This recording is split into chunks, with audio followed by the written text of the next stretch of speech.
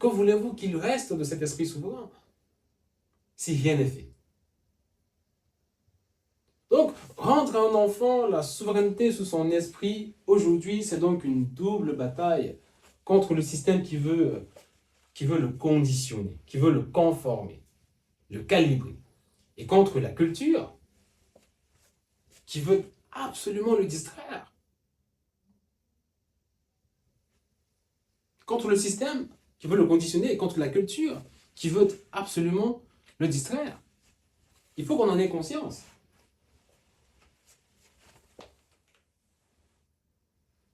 Ceci est fondamental.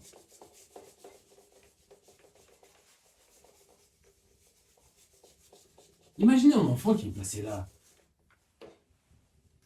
Il est là, le pauvre enfant. Il est là, ce pauvre enfant. Il a toute une institution, toute une culture. Là, on veut tout faire pour le distraire. Voilà les points sur lesquels on essaie d'attirer son attention. Donc là, on a la culture.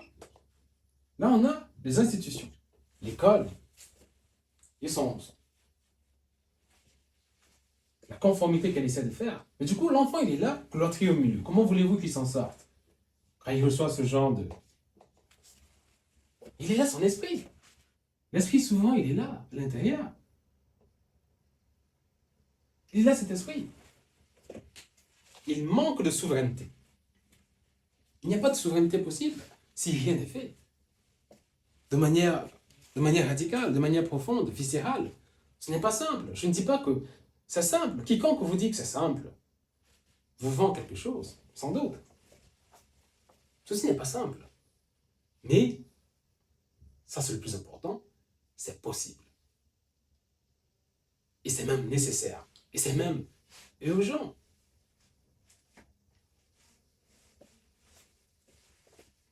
Et c'est même urgent. Vous allez comprendre pourquoi. Je vais vous parler d'une dernière chose dans cette partie, quelque chose que les théories de l'éducation n'abordent presque jamais.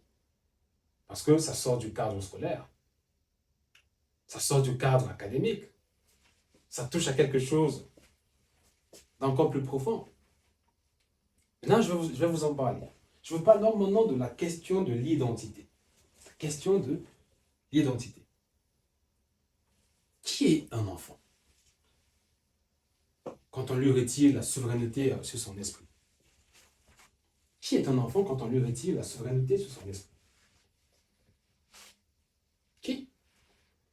C'est une question philosophique, certes, mais c'est aussi une question psychologique, clinique, documentée.